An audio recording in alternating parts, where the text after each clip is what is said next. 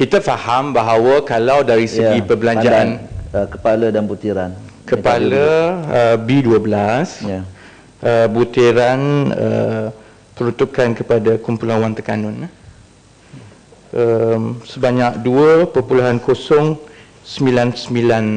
bilion. Yang menjadi perbincangan sejak semalam, kalau mengikut Jasin, ialah 2.099 ini ialah pemindahan yang bukan satu perbelanjaan.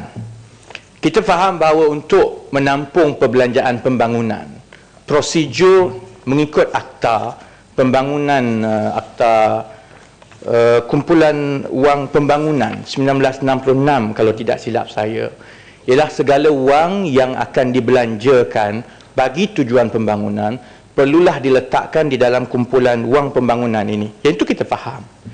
Tetapi apabila satu lebihan wang sebanyak 2.1 bilion daripada akaun disatukan ini dipindahkan lagi ke dalam kumpulan wang pembangunan, ini bermakna dengan izin Datuk Yang di-Pertua bahawa kerajaan, the government is anticipating a cost overrun.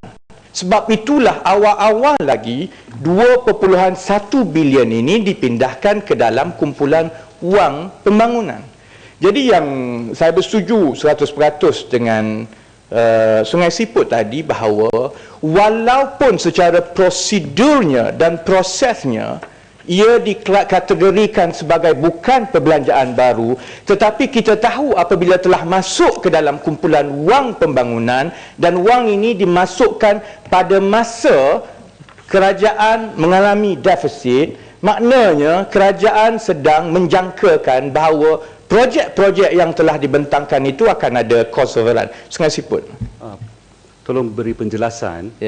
Pada fahaman saya, ini untuk bajet tambahan untuk tahun lalu. Jadi ertinya bukan jangkaan. Ini telah pun dibelanja. Jadi ada bukan jangkaan overrun, tapi ada overrun juga. Yang ini menteri kena jawab. Tetapi pemahaman saya, Datuk Yang di-Pertua, ialah kerana belanja pembangunan ini tidak dibelanjakan dalam satu tahun. Betul Menteri? Dia dibelanjakan mengikut tahun. Kalau satu projek itu ambil masa 5 tahun, maka setiap tahun diperuntukkan sejumlah untuk tahun itu. Dan segala wang itu perlu dikumpulkan di dalam satu kumpulan wang amanah pembangunan. Yang daripada itulah dibelanjakan untuk projek-projek ini. Jadi Sungai Siput, walaupun, jadi dengan izin Datuk Yang di-Pertua, it is actually a running fund, a revolving fund.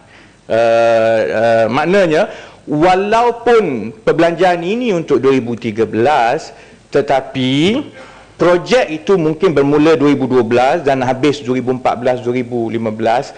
Peruntukan yang telah ditetapkan dalam belanjawan yang lepas bagi tujuan pembangunan itu tidak mencukupi dan lebih banyak wang yang perlu dibubuh di situ, dimasukkan di situ, mungkin akan dibelanjakan dalam tahun 2014, 2015 dan lain-lain.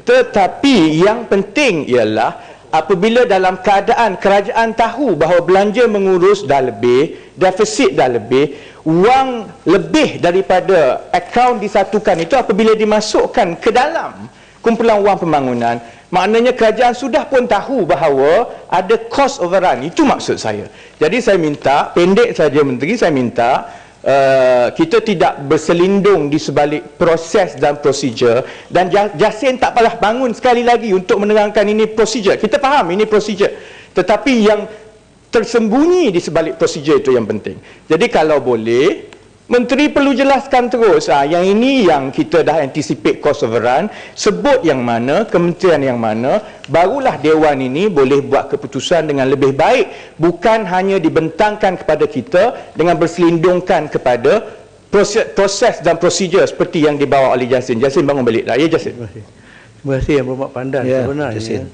ini tidak ada soal untuk kita panjang-panjangkan cerita ni. Perkara ini cukup mudah sekali. Kerana ini satu prosedur keuangan. Apabila ada lebihan, wang ini disatukan semula untuk membiayai apa juga kos-kos pembangunan makan datang. Itu pertama. Yang keduanya, apabila kita pindahkan wang ini kepada wang disatukan tadi, kita kena dapatkan kelulusan daripada Dewan. Saya rasa peruntukan tambahan kali ini adalah peruntukan tambahan yang paling terbaik sekali lah. Kerana apa? Mungkin tuan-tuan ketawa, yang berhormat ketawa. Tetapi kos sebenarnya, kos mengurus yang kita minta ni hanya lebih kurang 300 juta sahaja. Tak ada masalah. Negeri Selangor meminta satu jumlah yang paling besar. Satu tak cakap. Tetapi kenapakah benda macam ni kita panjang-panjang? Benda mudah. Paling mudah. Dan mengikut Perlembagaan Persekutuan Perkara 100, perkara ini mahu kita naklah dibentangkan kepada Dewan untuk kelulusan. Walaupun ianya perpindahan wang. Terima kasih Tuan Ketua. Datuk, itu saya nak gulunglah dan saya jawab dan saya gulung dengan itu. Pertama, memang betul ini proses dan prosedur biasa. Semasa Kementerian Kewangan memberikan 250 juta kepada NFC, itulah alasannya proses dan juga prosedur biasa. Tetapi tidak diikuti dengan baik dan 5-6 tahun kemudian kita tahu wang itu hilang entah ke mana. Sebab itu saya minta Dewan supaya jangan bersembunyi dan terima bulat-bulat kalau ini proses, ini prosedur biasa, kerana semua yang berlaku sebelum ini melibatkan wang rakyat adalah mengikut, kalau ikut kerajaan, mengikut proses dan prosedur biasa. Itu yang pertama. Yang kedua, saya nak tutup soal lebihan ini. Jasin kata ada lebih 2 bilion, maka bolehlah dipindahkan ke dalam kumpulan wang pembangunan. Baik. Dalam keadaan negara, kerajaan berhadapan dengan beberapa keputusan kewangan. Nanti dulu, saya habiskan. Saya tak bagi laluan pembangunan. Saya tak bagi laluan Jasin. Dalam keadaan kerajaan berdepan dengan beberapa pilihan keputusan. Contohnya, ada 2 bilion lebih daripada kumpulan wang disatukan, hasil disatukan. Sama ada nak belanja 2 bilion itu untuk kurangkan harga minyak, untuk kurangkan harga gula, ataupun dimasukkan ke dalam satu tabung wang amanah pembangunan yang hanya boleh digunakan untuk projek-projek. Itu maksud saya. Dalam keadaan yang mana kerajaan perlu buat keputusan, sama ada untuk bantu sekolah, untuk bantu harga barang, turunkan harga barang, ataupun ambil wang itu letak di dalam kumpulan wang pembangunan. Saya rasa ramai yang bersetuju, termasuk daripada sebelah sana diam-diam bersetuju, kalau dah ada wang lebih macam itu, bukankah lebih baik dibelanjakan terus kepada rakyat daripada disimpan, kerana kita menganggarkan projek-projek yang ada itu sudah tentu terlebih kos yang perlu dibayar pada masa akan datang.